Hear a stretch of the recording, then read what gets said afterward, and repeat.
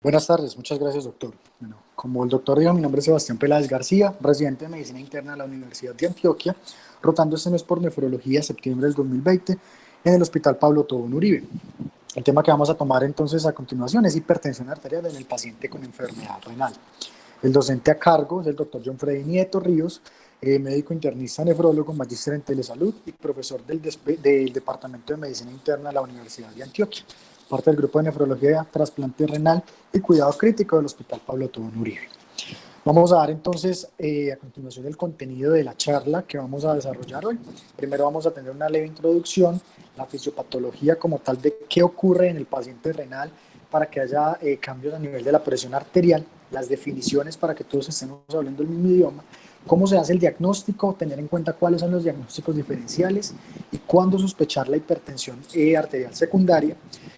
Ya para hablar entonces también del tratamiento, teniendo en cuenta pues unos subtemas como son las metas, el tratamiento no farmacológico y el tratamiento farmacológico para llegar a las conclusiones. Entonces inicialmente la parte de introductoria, ¿por qué es importante hablar de hipertensión arterial y por qué es importante que nosotros sepamos este tema? Pues es básico porque es que es la principal causa prevenible de la enfermedad cardiovascular en todo el mundo. Además que es la principal causa prevenible de muerte por cualquier etiología. Y el desenlace, digámoslo, en parte de mortalidad de los pacientes con enfermedades cardiovasculares es algo que no solamente en nuestro país, sino en todo el mundo es muy importante, como ya vamos a ver entonces las cifras a continuación. Además que a nivel de la atención primaria es la patología crónica más vista. Teniendo en cuenta eso, miren cómo estamos en Colombia. Esta fuente pues es del Ministerio de Salud y básicamente nos dice que cada 4 de cada 10 adultos en Colombia sufre de hipertensión arterial. Y lo más preocupante de esto, pues si nos vamos a eso, que sería una prevalencia de aproximadamente el 40% para nuestro medio, es que casi la mitad de esos 40, es decir, aproximadamente el 20% de los pacientes desconoce la enfermedad. Y uno de cada 3 adultos que están en tratamiento no logra mantener las metas de menos de 140-90. Teniendo en cuenta esto, significa que probablemente es una de las enfermedades, es la enfermedad de hecho más prevalente que tenemos en nuestro medio y al mismo tiempo la que más subdiagnosticada puede estar y más mal controlada. Esto nos lleva a desenlaces fatales a nivel cardiovascular, cerebrovascular y obviamente renal, como vamos a ver entonces a continuación. Miren realmente la distribución también dependiendo de géneros, entre hombres y mujeres a nivel del mundo. La distribución, pues, la prevalencia obviamente difiere dependiendo del contexto en el que hablemos, pero miren que esto es más o menos para el año 2020 y los datos que nos dan acá es que para hombres nosotros estamos pues como en todas las Américas y la prevalencia de la hipertensión arterial es aproximadamente del 30 al 32% en nuestro medio para hombres, mientras que para mujeres va del 32 al 34%. Esto más o menos es como concordante con lo que nosotros sabemos. Los datos del Ministerio de Salud que les dije anteriormente son datos aproximadamente del 2017-2018. Estos son un poco más actualizados, pero la prevalencia dependiendo del estudio donde lo veamos y dependiendo de la población del grupo etario, más o menos ronda entre el 30 y el 40% para nuestra población. Y miren realmente cuáles son, digámoslo, las causas de muertes, principalmente por eventos cardiovasculares asociados a aquellos pacientes que tengan una presión arterial alta. Miren aquellos que tienen una presión arterial por encima de 110-115 y miren los que se le atribuyen a aquellos que tengan presiones arteriales por encima de 140, teniendo en cuenta que indudablemente la enfermedad isquémica del corazón es la más prevalente causa de mortalidad en estas personas, seguidas por otras enfermedades cardiovasculares, como son entonces el accidente cerebrovascular, tanto isquémico como hemorrágico, otras enfermedades cardiovasculares, y miren cómo vemos acá la prevalencia de enfermedad renal crónica en estas dos poblaciones. Sabemos entonces que las complicaciones de la hipertensión arterial pueden ser tanto a nivel de macro como microvasculatura, muy similar a lo que también vemos en los pacientes diabéticos, pero con algunas diferencias, como vamos a ver en la parte de la fisiopatología. Se puede presentar hasta en el 50% de los pacientes infarto agudo miocardio y 60% una ACV cuando no se controla adecuadamente esta enfermedad. Y no solamente a este nivel, sino también miren que se puede presentar entre el 20 y el 40% de eventos cardiovasculares, cualquiera que sea su causa. Y lo más importante, especialmente en aras de la conferencia que estamos viendo ahora, es que es la segunda causa de enfermedad renal crónica terminal, solamente seguida después de la diabetes, como estábamos hablando de la nefropatía diabética la semana pasada. Entonces, miren que no debemos desconocer esto porque es que es algo que es prevalente en toda la población y le va a llegar tanto en el nivel más bajo pues, de atención primaria como en el nivel más alto. Entonces, es algo que nosotros tenemos que estar muy familiarizados. Cuando hablamos de la enfermedad renal y la hipertensión arterial, pues esto significa que obviamente hay una relación directa y una relación estrecha que conocemos pues con el paso del tiempo. Sabemos que obviamente esto es un predictor de enfermedad cardiovascular y la enfermedad renal es una progresión como tal de la enfermedad de la hipertensión arterial más controlada. Pero ¿qué tanto sabemos eso? Mire, por ejemplo, este estudio que es uno de los más recientes para abril de este año, en donde nos dice cuál es la progresión de enfermedad renal crónica, dependiendo entonces de la presión arterial y qué tanto lleve con el diagnóstico de presión arterial. Y miren lo que vemos acá, que dependiendo también de las cifras y el control que tengamos ambulatorio de la presión arterial, estamos más predispuestos a tener una enfermedad renal crónica conforme pasan los años. Miren la incidencia acumulada de la enfermedad renal crónica, especialmente terminal, que se ve muy relacionada en cuestión de años, especialmente después de los 5 años del diagnóstico de la hipertensión arterial, en una creciente aumento pues de la misma dependiendo si estamos o no controlados, teniendo en cuenta que un mal control, especialmente por encima de 130, se aumenta el riesgo casi que el doble con respecto a tener un control más bien disminuido. Esto que casi está más que nada asociado, pues digámoslo, a la misma media de la población, pero esto se dispara entre 2 y 3 veces más, teniendo en cuenta que no se controla adecuadamente la presión arterial. Dicho esto, tenemos que entender entonces que esto es un continuo. ¿Listo? Ya sabemos que la presión arterial alta es un predictor de muerte y de enfermedades cardiovasculares importantes y lo que tenemos que hacer es controlarla especialmente a nivel renal para poder evitar a que llegue la progresión renal. Y es que, ¿qué pasa a nivel de la fisiopatología? La fisiopatología de la enfermedad renal hipertensiva es, digámoslo, un continuum. ¿Por qué? Porque es que puede ser causa y puede ser efecto. Y aquí les traigo también una cuña que tengamos en cuenta. ¿Por qué? Porque muchos pacientes cuando llegan con enfermedad renal crónica avanzada o inclusive terminal, muchas veces se le culpabiliza como tal a la presión arterial. Es decir, que tengan una nefropatía hipertensiva de base y que esto sea lo que los llevó a la enfermedad crónica avanzada. Sin embargo, siempre hay que tener en cuenta también que puede ser al contrario, ya que la enfermedad renal puede presentar hipertensión arterial secundaria, unos mecanismos que veremos a continuación, y por eso hay que individualizar bien los pacientes para saber quiénes vamos a estudiar, quiénes realmente ameritan otro tipo como de ayudas diagnósticas y cuándo nos quedamos contentos con algún tipo de diagnóstico. Entonces, miren, teniendo en cuenta esto, todos sabemos estas gráficas, pero vamos a tenerlas en cuenta como a nivel renal. Hay varios factores que se están, digámoslo, sobreagregando y yuxtaponiendo entre sí para poder que se lleven al desenlace de hipertensión arterial. Entre ellos, indudablemente, factores que pueden ser reversibles o que no pueden ser reversibles. Entre los factores pues, que son reversibles está toda la parte del medio ambiente, que tiene que ver pues, con estilos de vida, tanto la parte del alcohol, fumar, dietas de pronto ricas en sal. La parte demográfica, que pues eso directamente no es reversible o pues no son modificables, como son entonces la edad, indudablemente a mayor edad, mayor prevalencia de hipertensión arterial y enfermedad renal también, el género, la raza, el índice de masa corporal, que eso sí puede ser reversible, y otros factores que tienen que ver muchísimo con cómo esté viviendo directamente el paciente y qué otras comorbilidades, por ejemplo, de base puedan tener, el nivel de estrés que pueda estar sometido el paciente y si tienen alguna enfermedad cardiovascular intercurrente que pueda estar variando para que pues esté generando mayor problema a nivel de la presión arterial. ¿Y qué es lo que ocurre? Básicamente, fisiopatológicamente ocurren, digámoslo, varios momentos. ¿Listo?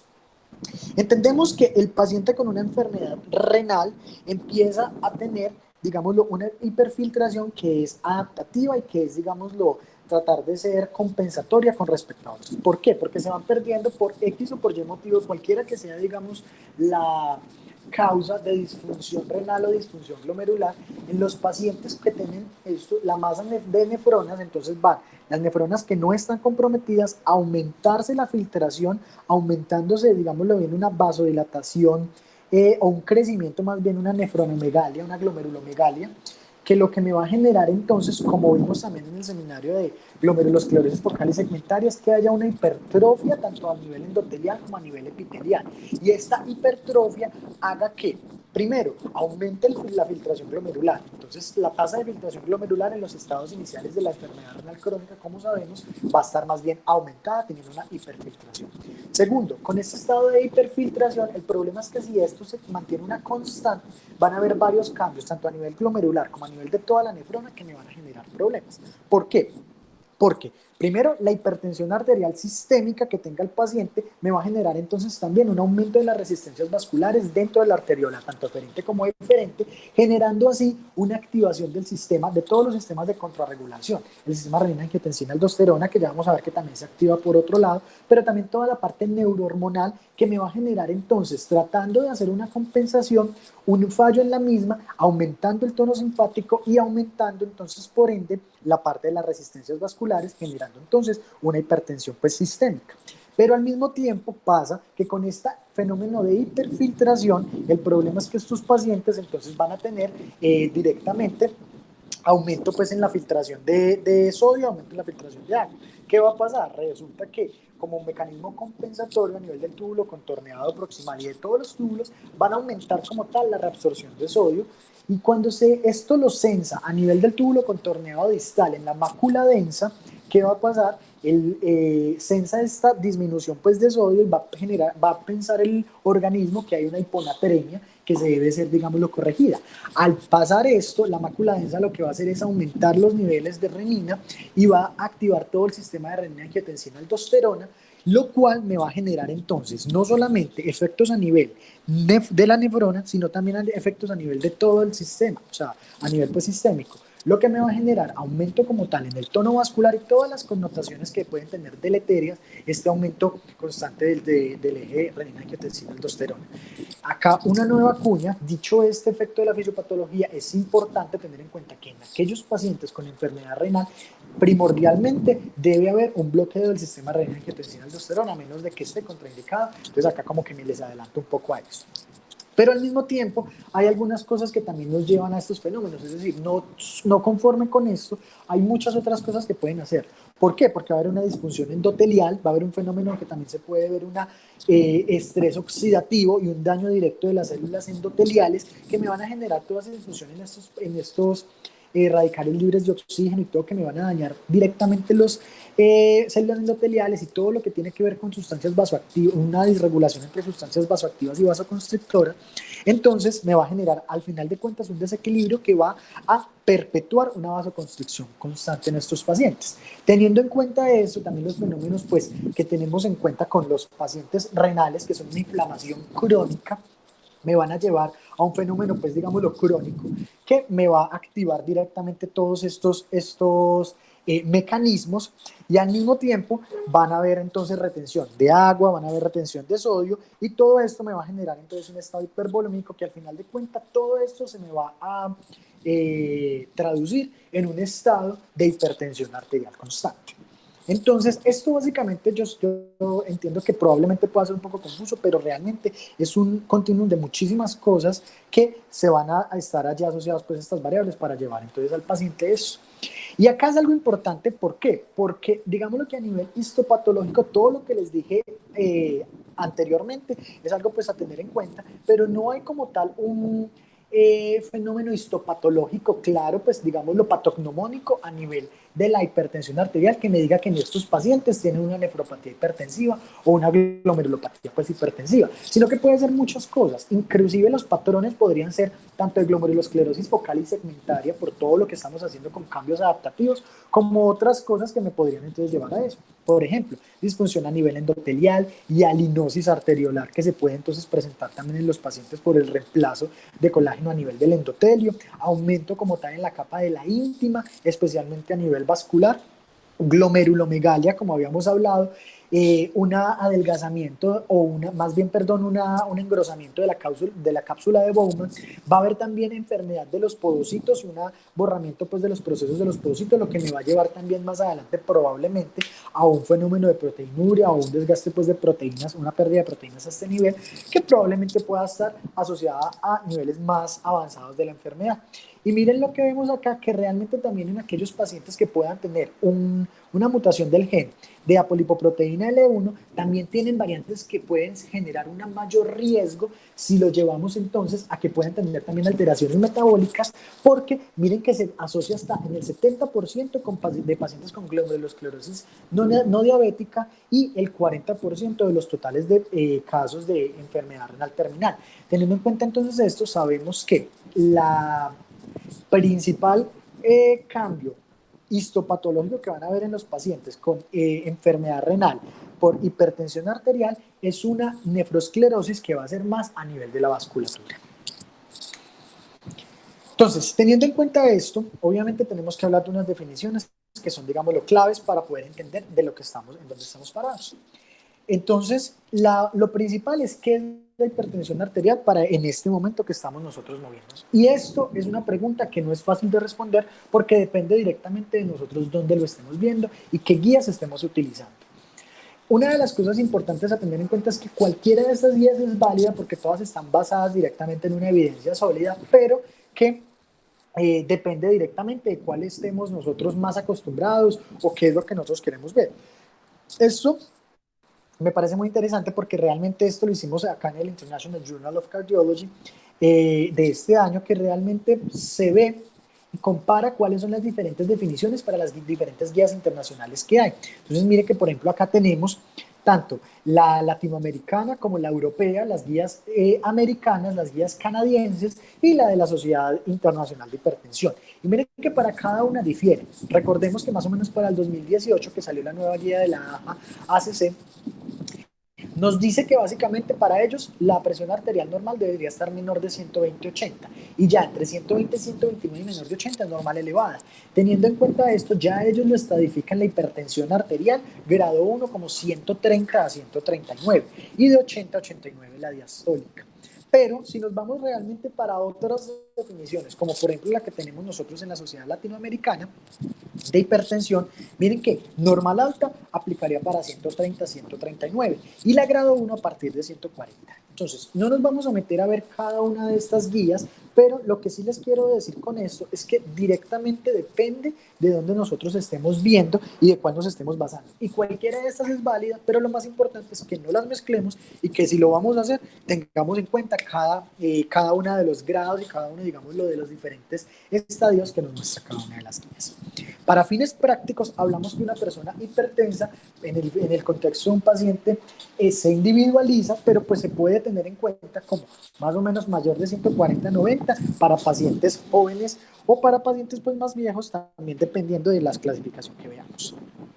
Y miren, realmente también acá estas guías, esta misma tabla nos muestran las guías, cuáles son también las definiciones de hipertensión arterial dependiendo de cómo lo estemos tomando. Puede ser en consultorio o puede ser, por ejemplo, por mapa, por el monitoreo ambulatorio o si está de noche o de día. Entonces, cada una de estas cosas tiene que ver muchísimo porque primero, y acá pues también una nueva cuña, y es, tenemos que tomar la presión arterial diferentes ocasiones, tenemos que saber tomar la presión arterial porque como sabemos, pues no solamente la presión arterial del consultorio nos va a tener un diagnóstico como tal y especialmente nosotros que vamos a hacer, pues que somos internistas, nefrólogos, especialistas, podemos tomarla de la mano o tener de la mano pues herramientas mucho más prácticas para poder entonces nosotros saber si el paciente de verdad cumple con hipertensión arterial o antes el caso contrario, si el paciente está falsamente disminuida o normotenso más bien la presión arterial, saber que la prevalencia es alta, especialmente en esta población,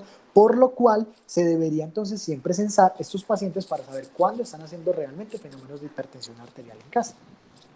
Y miren que obviamente pues esto nos clasifica normotenso que definitivamente en consultorio, tanto en casa, no tiene hipertensión. Una hipertensión sostenida debería estar los dos hipertensos La hipertensión enmascarada, que es aquella que cuando estamos en el consultorio no tiene hipertensión, pero cuando se toma en la casa tiene hipertensión. Y esto es muy, muy importante porque ya vamos a ver los estudios que nos dice que esta hipertensión enmascarada está mayormente de la mano de efectos deleterios en la salud y de aumento en el riesgo cardiovascular, tanto de como morbilidad como mortalidad en estos pacientes, porque es que básicamente estos pacientes van a estar bien en el consultorio, uno no los trata y pueden tener mayor mortalidad.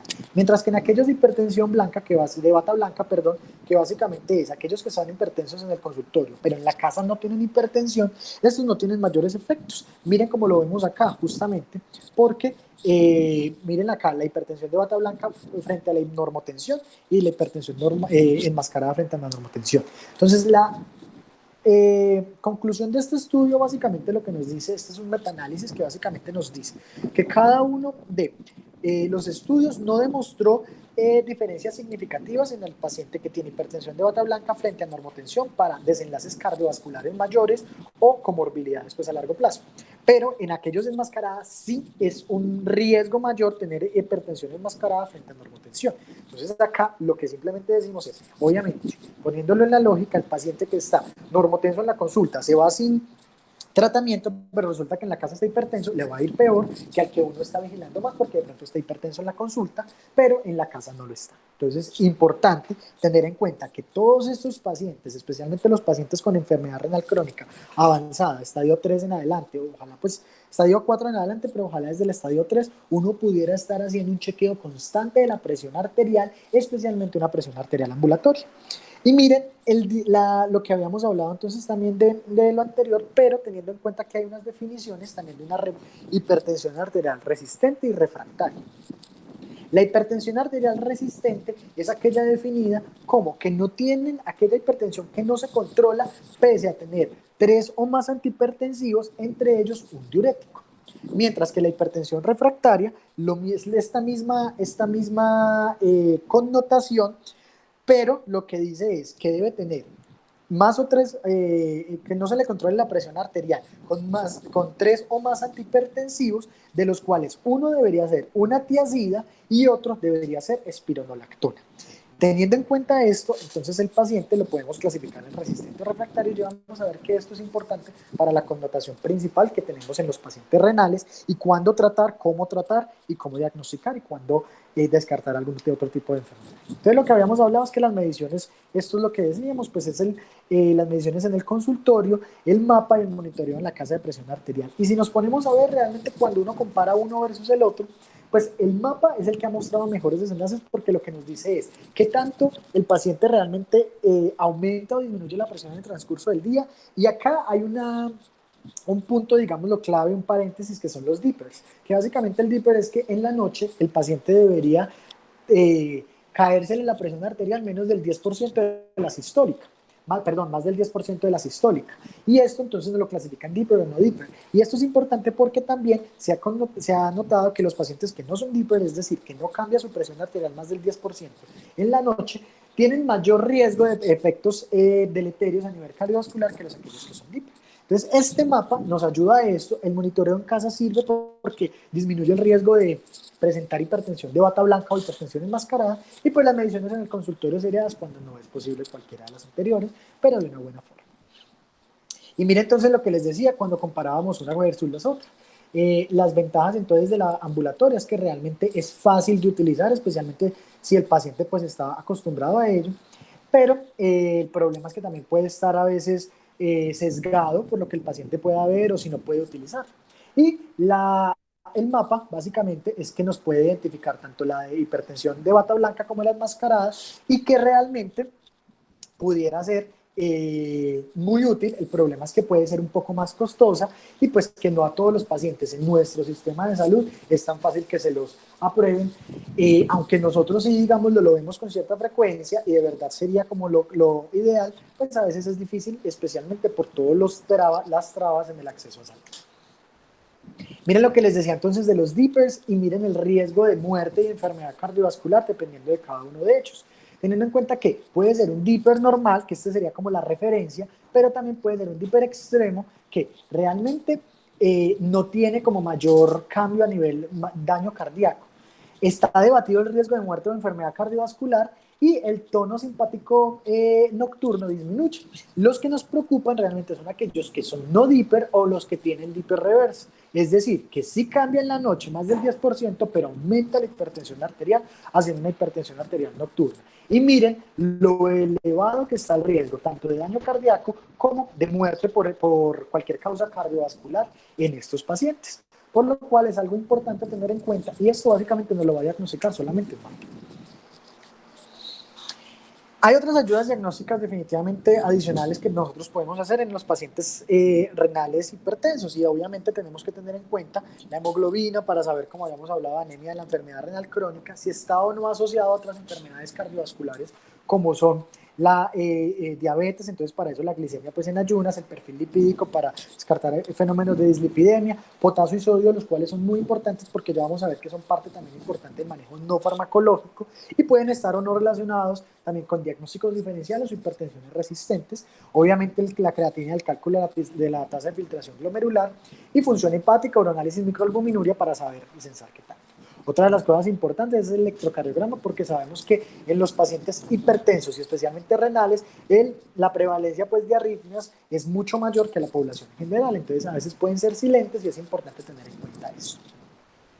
Nos lleva entonces a esto, a un diagnóstico diferencial. Y el diagnóstico diferencial básicamente tenemos en cuenta que lo que estamos hablando es una hipertensión esencial, es decir, la hipertensión primaria o aquella que pueda ser secundaria como tal a un fenómeno renal parenquimatoso a nivel glomerular.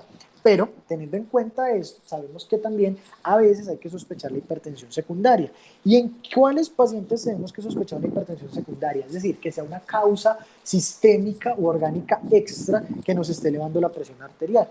Pues básicamente los pacientes que debemos sospecharlo son aquellos que la hipertensión arterial les empieza en una edad muy joven. Entonces aquí también una cuña para nuestros fellows de nefrología pediátrica. Obviamente aquellos pacientes, niños o adolescentes con hipertensión arterial, lo primero que tenemos que descartar son causas secundarias porque no es lo más común.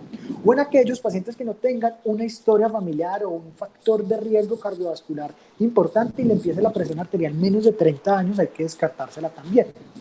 O al contrario, que les empiecen en aquellos pacientes que sean muy ancianos, mayores de 60 a 65 años, porque generalmente pueden estar otras comorbilidades de bases ahí, subiendo la presión arterial.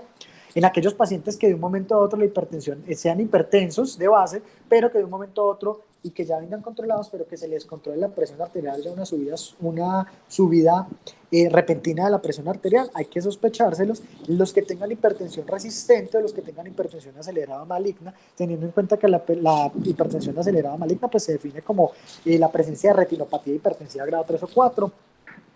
Es importante pues tener en cuenta la valoración conjunta con oftalmología, o que tenga presencias o síntomas de síntomas o signos que lo lleven a uno a pensar en otra enfermedad, o que tenga de pronto algunos fármacos drogas u otras sustancias que puedan también elevar la presión arterial. Y miren acá cómo son los diagnósticos diferenciales y cuáles son los datos orientativos para cada una de las causas que nos puedan llevar.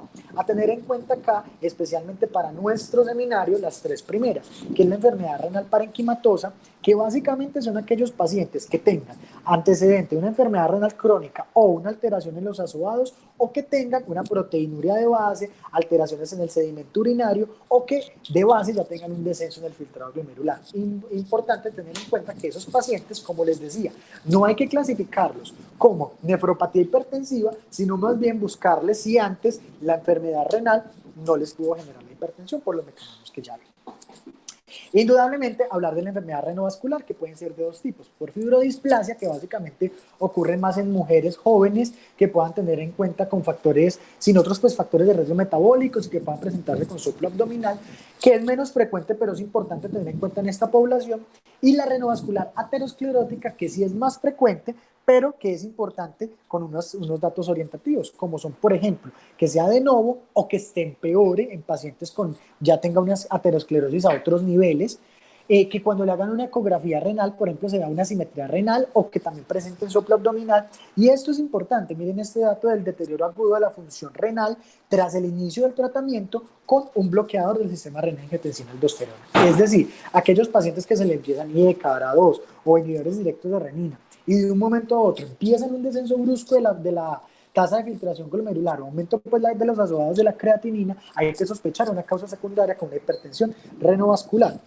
O inclusive aquellos que hagan episodios de crisis hipertensivas que generalmente pueden ser edemas pulmonar flash, que no sea pues justificable por otras causas. Entonces, básicamente, en aquellos pacientes que tengan varios episodios de emergencia hipertensiva con órgano blanco pulmón y que tengan este edema pulmonar flash, hay que sospechar eso. Y pues los otros, indudablemente, lo que siempre hemos hablado, aquellos que se les sospecha un hiperaldosteronismo primario, principalmente por la parte del potasio, y el resto de los otros causas, ya sean congénitas o ya sean adquiridas. Miren acá también cómo vemos todos los medicamentos que puedan estar asociados. Importante tener en cuenta, por ejemplo, los AINES, los inhibidores pues, de la COX-2, ya sean selectivos o no selectivos, los corticoides, aquellos que tengan propiedades mineralocorticoides, y miren el resto de las cosas que los pueden hacer, que es importante tenerlos en cuenta cuando vemos cuáles son nuestros pacientes. Y acá a tener en cuenta, por ejemplo, los agentes estimulantes de la eritropoyesis en aquellos pacientes renales crónicos que le estamos dando tratamiento para la anemia. Entonces es importante tener en cuenta ello. Y básicamente esto también nos orienta por medio de esta tabla a cuáles son las ayudas diagnósticas que nosotros deberíamos tener en cuenta en estos pacientes cuando sospechamos una enfermedad secundaria. Importante tener en cuenta en aquellos que sospechamos hipertensión renovascular, la ecografía Doppler de arterias renales, que es la que nos va a dar el diagnóstico. Obviamente se pueden, dependiendo también del nivel en donde estemos, y si no es concluyente, pues tener en cuenta esto y las opciones terapéuticas que hablaremos pues más adelante. Importante pues acá lo que habíamos hablado, miren las diferentes imágenes pues que hay para sospechar la enfermedad renovascular y para descartarla. Estas son las opciones pues de diagnóstico per se. La ventaja principal de la ecografía Doppler de las arterias renales es que es barata, no es invasiva, tiene una buena sensibilidad y especificidad, pero tiene unos inconvenientes que es, como todas las ecografías, observador dependiente, y a veces en los pacientes que puedan ser, digamos, obesos o que tengan alguna interferencia con gas o grasa, puede no ser tan sencillo. Y lo otro es a tener en cuenta que a veces los pacientes pueden tener también ser llevados a otros imágenes diagnósticas, como pues son los que vemos acá, pero esto hay que individualizarlo y generalmente solamente en aquellos pacientes que no esté disponible, no se pueda realizar la ecografía Doppler, o que si tengamos todavía mucha duda, pese a que la ecografía Doppler sea negativa. Entonces, básicamente lo que nos dice esto es que en los pacientes con enfermedad renovascular o del parénquima renal, la ecografía va a ser muy importante porque nos va a dar primero la presencia de asimetrías renales, además que la velocidad pico de la sistólica en la arteria renal es la que nos va a dar más o menos el diagnóstico, porque una estenosis significativa más o menos del mayor del 60% nos va a dar una velocidad pico más o menos de mayor de 200, aunque eso también depende de dónde lo veamos, pues estos son parámetros mucho más hemodinámicos y más ecográficos, pero es importante tener en cuenta que cuando vemos esto probablemente estamos ante una estenosis significativa. Y mire la sensibilidad y especificidad, más o menos del 85-92% para la detección de la estenosis. Hay un índice pues, de resistencia mayor de 0.9 que también nos puede demostrar una afectación renovascular, y lo que les decía, que el Doppler negativo no excluye la estenosis de la arteria renal, por lo cual entonces se deben tener en cuenta otras ayudas diagnósticas. Entonces, esto cuando hablamos principalmente de la enfermedad renovascular o la enfermedad parenquimatosa. Y ya hablando en aras del tratamiento, el tratamiento pues indudablemente vamos a hablar del tratamiento de la hipertensión arterial en el paciente renal desde varios aspectos. Entonces, mírenlo acá, esto básicamente nos lo hace como unas metas de tratamiento, ¿listo? ¿Y cuándo debemos tratar o no los pacientes? Esto pues es una revisión que se hizo pues en el 2018, pero aplica todavía bastante a eso. Esto obviamente lo tenemos acá con las guías americanas, porque miren que nos estadifica la hipertensión arterial en grado 1 como 130 a 139, grados mayor o igual a 140. Y mire que cuando está normal, lo que se debe hacer es promover estilos de vida. Cuando está elevada, normal elevada, se debería hacer manejo no farmacológico, que ya hablaremos. Y se debe hacer el seguimiento más o menos cada 3 a 6 meses. Cuando ya tenemos estadio 1 de la hipertensión, hay que mirar qué tanto tiene de riesgo cardiovascular y el estimado también de la supervivencia pues a 10 años, o la probabilidad de que ocurra algún riesgo, algún evento cardiovascular a 10 años. Dependiendo entonces, si tiene o no, si tiene un riesgo cardiovascular muy alto, si lo tiene, se debería tratar con medicamentos. Y si no lo tiene, no se trata con medicamentos, con medidas no farmacológicas. Entonces acá hay que tener en cuenta pues esto. Pero cuando el estadio es el 2, que tiene mayor de 140-90, sí se debe ir a un tratamiento farmacológico. Obviamente asociado también al tratamiento no farmacológico. Las metas del tratamiento, ¿cuáles son? Y esto ha sido también algo que es, tanto como la definición, cambia igual las metas. Porque obviamente si no nos ponemos de acuerdo también con la definición universal, las metas también van a ser muy difíciles. Y pongan cuidado que realmente esto ha cambiado con el transcurso de los años, con todas los estudios que han salido, y al mismo tiempo va a seguir cambiando porque nos vamos a dar cuenta que probablemente dependiendo de cada paciente hay que individualizar la meta. Entonces, dicho esto, miren que para el 2012 la meta la ponían básicamente basados en la albuminuria. En aquellos pacientes que tuvieran un nivel de albuminuria A1, la meta debería ser más o menos de 140-90. Mientras que en aquellos pacientes que tuvieran un nivel de albuminuria A2 en adelante, la meta es de 130-80. Para las guías americanas del 2017, la meta universal en los pacientes que tienen enfermedad renal crónica y con otras comorbilidades es de 130-80. Pero para las guías europeas también ya depende directamente de la edad. En aquellos entre 18 y 80, la meta de presión arterial pudiera variar. Está entre 130-140, entre 90-70. Y en aquellos mayores de 80, de 130 a 160 y de 70 a 90. ¿Por qué cambian tanto estas metas? Realmente esto cambia muchísimo por todo lo que habíamos hablado anteriormente. Y se han notado que en diferentes estudios, que también vamos a mencionar un poco, las metas de presión arterial pueden ser más laxas o menos laxas dependiendo de la población que estemos tratando. La población anciana, que es mucho de lo que nos compete a nosotros como internistas, el problema es que no solamente va a estar atenida a fenómenos como tal de vasoconstricción, sino una rigidez arterial importante, que el problema es que cuando le bajamos mucho la presión arterial, corremos el riesgo de hacer hipotensión ortostática o hipotensión pues, iatrogénica, que me pueda llevar también a desenlaces deleterios en la salud de los pacientes. Por lo cual, en los pacientes más ancianos se ha considerado, principalmente por encima de 70-80 años, a tener unas metas más laxas, por encima de 140-90. Sin embargo, cuando nos vamos a los últimos estudios y vamos a ver a continuación, por ejemplo, el sprint, que fue el que salió y revolucionó un poco todas estas metas, nos damos cuenta que en aquellos pacientes jóvenes, menores de 50 años, menores de 60 años, que se han llevado a unas metas mucho más agresivas, digámoslo menos laxas, menores de 120-80, se ha demostrado que realmente les va mejor en eventos cardiovasculares con respecto a aquellos que las tienen más alta. Entonces, dicho esto, lo único que tenemos en cuenta y lo que nos dice las CADIGO en su último review que se hizo pues para enero de este año a nivel de la hipertensión es que lo que se debe hacer básicamente es individualizar el paciente. Y miren lo que nos dice acá. Dice, realmente el objetivo es entre 130, menor de 130-80, pero para aquellos pacientes ancianos menor de 140-80. Y en esto, miren lo que nos dice acá, que pudiera alguna población beneficiarse en menor de 120 milímetros de mercurio, la sistólica. Dicho de otra forma, realmente las metas aún no son concluyentes y también depende de donde nosotros nos estemos basando. Por eso, si nosotros nos basamos en un sistema de clasificación por alguna guía internacional, lo ideal sería que lleváramos al paciente a metas dependiendo de esa guía internacional, porque todas están avaladas y todas están disponibles en nuestro medio. Ahora lo que hay que ver es en mis pacientes cuáles están estos estudios, cuáles son, digamos, lo más similares. Y aquí es entonces donde nosotros debemos tener en cuenta para poderlos clasificar y tratar. Miren lo que les decía de estos pacientes que fueron llevados a diferentes metas y miren los efectos tanto protectores como deleterios. Entonces miren que lo que llevaba más o menos a mayores de 150, por ejemplo, para eventos cardiovasculares, indudablemente tiene un HR mayor, pero los que fueron llevados a menos de 120 en algunos estudios también tienen un HR deleterio que no se recomienda pues llevarlo, especialmente por los efectos secundarios.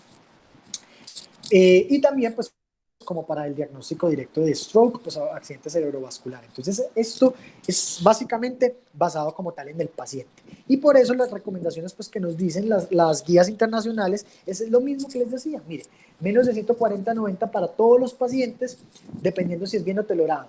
bien tolerado, pero en aquellos pacientes que puedan ser llevados hasta menos de 130-80, esa sería idealmente la meta. En algunos pacientes menores de 165 años, la meta podría ser entre 120 y 129 la sistólica, y mire que todo esto es recomendación 1A. Entonces, esto es lo que nos traen las guías pues, en el momento, por lo cual la conclusión era la que les decía anteriormente. Y para poder lograr las metas, indudablemente, pues tenemos que hablar del tratamiento tanto no farmacológico como farmacológico. El tratamiento no farmacológico lo conocemos todos. Y acá esta es una tabla que me gusta bastante porque realmente lo que nos dice es cada una de las medidas no farmacológicas, qué tanto impacto nos hacen en aquellos pacientes que tengan tanto hipertensión como normotensión. Entonces, mire que aquellos que realmente promulguen unos estilos de vida saludables, no solamente tienen que ser hipertensos, sino que también los normotensos pueden continuar disminuyendo la presión arterial, teniendo en cuenta eso. Miren, por ejemplo, la actividad física, las recomendaciones de 90 a 150 minutos semanales de actividad aeróbica. Y pues también depende directamente si es resistencia isométrica o dinámica, pero miren cuánto va la presión, de 5 a 8 en pacientes milímetros de mercurio en pacientes hipertensos. La dieta, un pilar fundamental, miren que pues acá nos recomienda la dieta DASH, que básicamente es rica en frutas, vegetales, en leguminosas y disminuida pues en productos como que tengan mucha grasa, nos puede bajar hasta 11 milímetros de mercurio la presión arterial. Perder peso, nos puede bajar 5 milímetros de mercurio la presión arterial en pacientes hipertensos, reducir la ingesta de sal a menos de 1.5 gramos al día, eh, nos puede bajar también 5 a 6 milímetros de mercurio.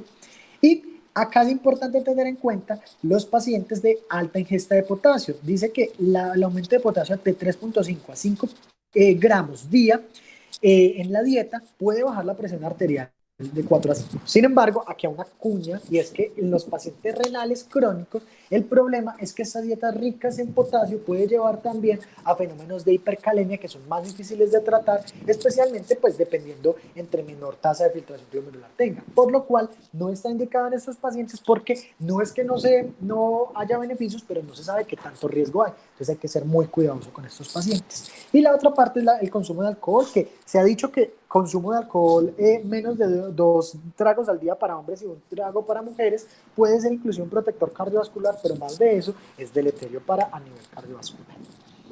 Y cuando hablamos del tratamiento farmacológico, el tratamiento farmacológico tiene como objetivos, primero en los pacientes renales, disminuir el grado de proteinuria. Segundo, disminuir la sobrecarga hídrica y indudablemente bloqueo del eje renina-angiotensina-aldosterona, como vimos en la parte fisiopatológica.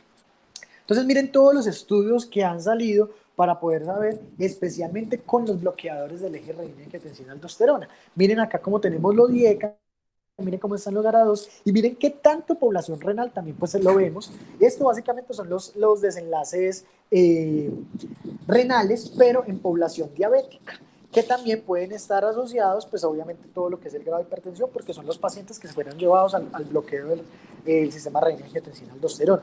Y miren que para todos el HR es casi que para todos es un HR significativo en donde nos dice que en pacientes que son llevados a bloqueo del renina-angiotensina-aldosterona les va muchísimo mejor a nivel de desenlaces renales, cardiovasculares y mortalidad por todas las causas que en aquellos que no se llevan.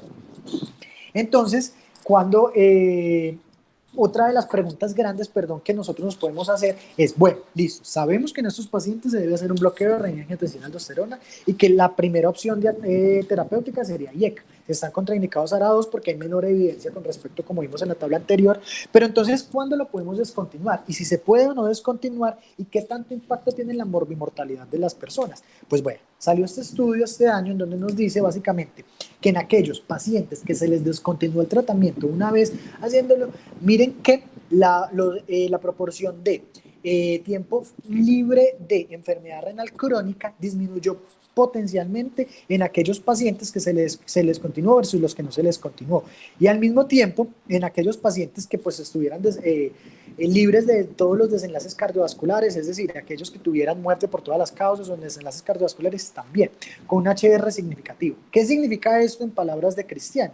Que en aquellos pacientes que se le descontinúe el medicamento antihipertensivo, les va peor que aquellos a los que se les continúe pese a metas directamente pues con la proteinuria o lo hacemos en metas de presión arterial. Entonces, estos pacientes deberían ser llevados a una terapia con un bloqueo renina-angiotensina-aldosterona del eje renina-angiotensina-aldosterona continuo y continuado, prolongado en el tiempo, porque se ha demostrado que es un protector renovascular, cardiovascular, y me generan muchos efectos que no son deleterios y son buenos. Entonces, un punto de nueva práctica, independiente directamente de qué tanto se esté controlando la presión arterial o cuál sea el grado de proteína, todos los pacientes que tengan una enfermedad renal crónica con hipertensión arterial deberían ser llevados a un bloqueo del eje renina-angiotensina-aldosterona por todo lo que ya estamos hablando. Y miren entonces cuáles son las terapias que se deben utilizar. Y este tratamiento también depende directamente de las guías que lo veamos. Traje este porque pues realmente las guías europeas me parece que de una u otra forma lo ven de una forma más dinámica, aunque esto también es debatido y esto también depende directamente de los pacientes que nosotros estemos viendo. Ellos recomiendan que para los pacientes que ya elegimos que hay que tratar, es decir, aquellos que tengan una hipertensión arterial mínimo estadio 2 en adelante o que no tengan una hipertensión estadio 1, que no responden con el manejo no farmacológico, debería iniciarse el tratamiento. Y ellos nos recomiendan que puede ser una terapia inicial con un IECA-1-2 más un calcio antagonista o diurético, es decir, que hagamos un tratamiento dual. Ellos acá lo toman como una sola píldora porque lo que ellos pretenden es que pues nosotros tengamos una sola píldora que tenga los dos compuestos, pero sabemos que en nuestro medio a veces es difícil, no toda la población pues se la van a dar a nivel de su EPS, y lo más importante es que no toda la población pues también tiene como para pagar particularmente eso. Entonces lo que ellos nos recomiendan es esto, pero básicamente son dos tabletas diferentes. Un inhibidor del sistema renina-angiotensina-aldosterona asociado a un calcio antagonista o un diurético, pero uno lo pudiera hacer también escalonado. Un inhibidor inicialmente del sistema renina-angiotensina-aldosterona y si no mejora, con el tiempo ir poniendo un diurético o un calcio antagonista. Para el segundo paso, si no mejoran con esto, pues entonces también sería los dos, es decir, el inhibidor del sistema renina-angiotensina-aldosterona más un calcio antagonista más un diurético. Y ya cuando hablamos del paso 3 es una hipertensión resistente porque tiene todo esto y lo que se debería adicionar son los otros antihipertensivos. Ellos nos recomiendan la espironolactona, alfa bloqueantes o beta bloqueadores, y eso que los beta bloqueadores considerarlos solamente si hay una indicación específica, por ejemplo falla cardíaca o algo más como para su uso. Entonces es importante tener en cuenta que a raíz de la evidencia actual, realmente todos los pacientes, no importando la raza, no importando la edad, pero sí importando las contraindicaciones, si las tiene pues no, pero debería iniciar con un bloqueante del sistema renina-angiotensina-aldosterona como paso inicial para la hipertensión arterial. Y ya se le pueden adicionar otras dependiendo directamente de cuál sea el escenario en el que nos movamos. En el paciente renal, básicamente nosotros estamos buscando varias cosas, lo que habíamos hablado. Primero, la proteinuria, ¿listo? Y para la proteinuria, como habíamos hablado también en el enfoque pues, de la proteinuria y todas las otras enfermedades que habíamos hablado anteriormente, especialmente la glomerulosclerosis focal y segmentaria y todo el síndrome nefrótico, nosotros podemos utilizar algunos antiproteinúricos que también van a tener desenlace en la presión arterial. Y estos van a ser básicamente los inhibidores del sistema renina-angiotensina-aldosterona, pero como segunda opción vamos a preferir probablemente los calcioantagonistas no dihidropiridínicos, tanto como es el verapamil o el diltiazem, porque han demostrado impacto importante disminuyendo la proteinuria, mientras que los calcioantagonistas no dihidropiridínicos no lo han demostrado. Y los otros, que de pronto son los alfa bloqueadores o los beta bloqueadores, no han demostrado tampoco estos efectos. Entonces, a tener en cuenta eso. Y los diuréticos, básicamente lo que nos va a servir también en el paciente renal es, primero lo pone a funcionar más el riñón, va a aumentar la diuresis y va a generar una disminución de la sobrecarga, generando así también disminución de la presión arterial, indirectamente por disminución del volumen de la volemia per se. ¿Y cuál diurético nosotros podemos preferir? Mire que acá pues nos hacen una comparación con los diuréticos de ASA, cuál es cada una de la vía media, la duración de la acción y el efecto antihipertensivo, teniendo en cuenta que de estos, el efecto antihipertensivo mejor lo da la clortalidona, pero el problema es la disponibilidad de pronto en nuestro medio, el precio en nuestro medio y que a veces puede o no estar también asociado a todo lo que es el acceso pues, a los sistemas de salud. Nosotros tenemos más disponible de la hidroclorotiazida, pero miren los sistemas pleiotróficos que pueda tener esto. Y miren cuando los comparan realmente entre uno y el otro, es decir, hidroclorotiazida contra clortalidona, perdón. Miren que generalmente dependiendo directamente de la mortalidad por todas las causas, los efectos cardiovasculares y el infarto de miocardio, hay una tendencia a que vaya a favor de la clortalidona versus la hidroclorotiazida. No es estadísticamente significativo, pero sí es como tendiente a esto. Pero miren cuando vemos los desenlaces renales.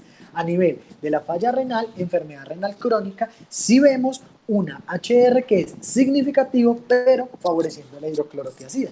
Teniendo en cuenta entonces que para estos pacientes lo que nos recomienda es que realmente la hidroclorotiazida es un medicamento que es bueno, bonito y barato en estos pacientes y ha comprobado que puede servir también para la progresión de la enfermedad renal en estos pacientes. Entonces miren acá cómo lo vemos. El problema es que esto pues son estudios que básicamente son observacionales, entonces faltaría mayor grado de evidencia, pero puede haber o no una predisposición para poderlo utilizar en estos pacientes. Ahora, ¿cuál es el problema también? El problema de estos pacientes, especialmente los que son llevados pues, a terapia diurética y los que son llevados también a bloqueadores del sistema renina-angiotensina-aldosterona, muchos de estos estudios han excluido a los pacientes que tienen una enfermedad renal estadio 5 y más aún los que están en diálisis. ¿Por qué? Porque sabemos que estos pacientes son especiales, básicamente porque por todo lo que tiene que ver con el mecanismo tanto de la diálisis como prediálisis, es decir, el paciente que está antes de llegar pues a la diálisis pero con una enfermedad renal casi que terminal, tiene una connotación metabólica muchísimo mayor y el problema es que los efectos secundarios de estos medicamentos pudieran sobreponerse a los efectos pues buenos que te puedan tener a nivel cardiovascular. Entonces es importante tener en cuenta que en esos pacientes a veces hay una brecha importante en información.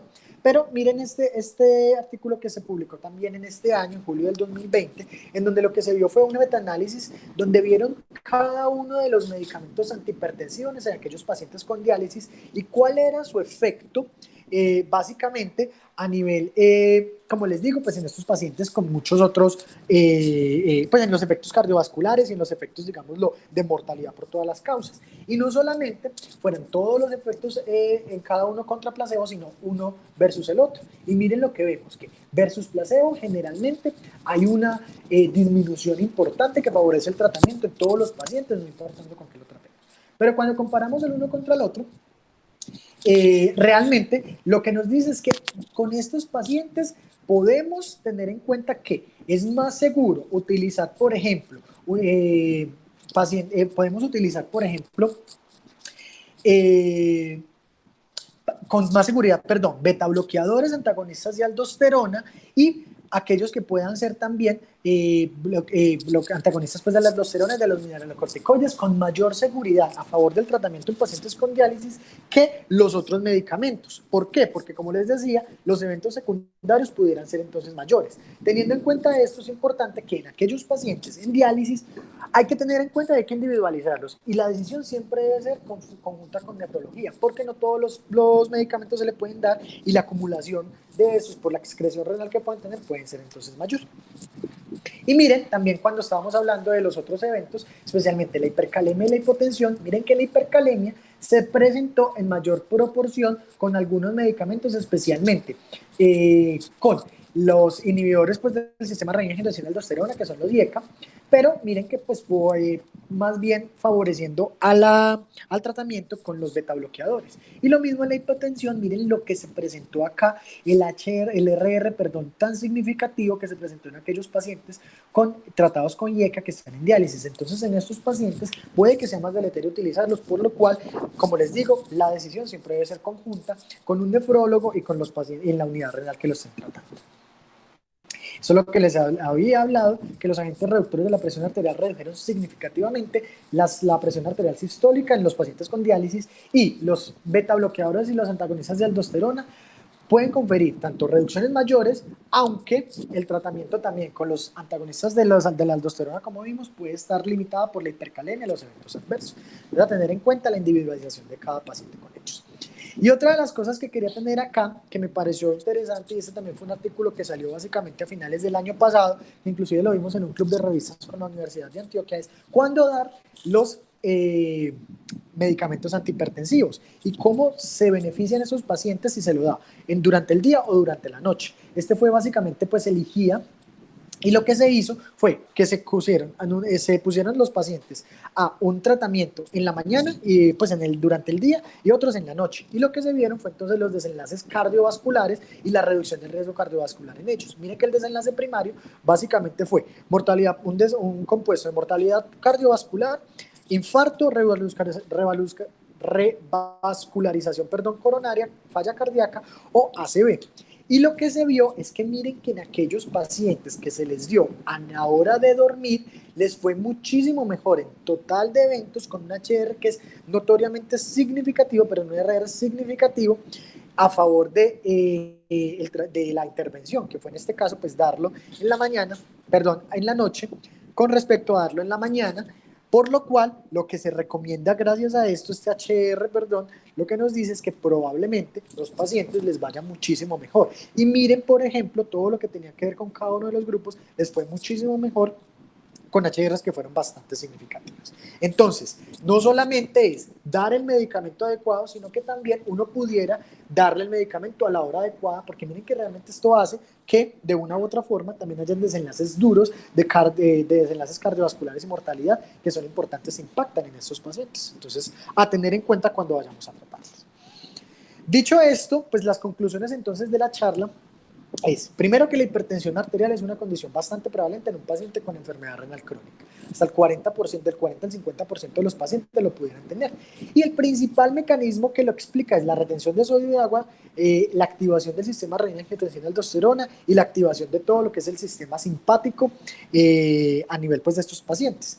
El tratamiento se direcciona según la presencia de proteinuria, sobrecarga hídrica y pues el bloqueo del sistema renina-angiotensina-aldosterona y las metas de presión arterial la presión arterial cambian dependiendo de cada una de las guías y se deben individualizar, teniendo en cuenta que presiones inclusive por debajo de 130-80 pueden ser beneficiosas en pacientes con algunas connotaciones y que inclusive pueden ser llevadas hasta inclusive metas más estrictas como menos de 120-80 o metas más laxas como encima de 140 o 150 dependiendo de los pacientes que estemos tratando.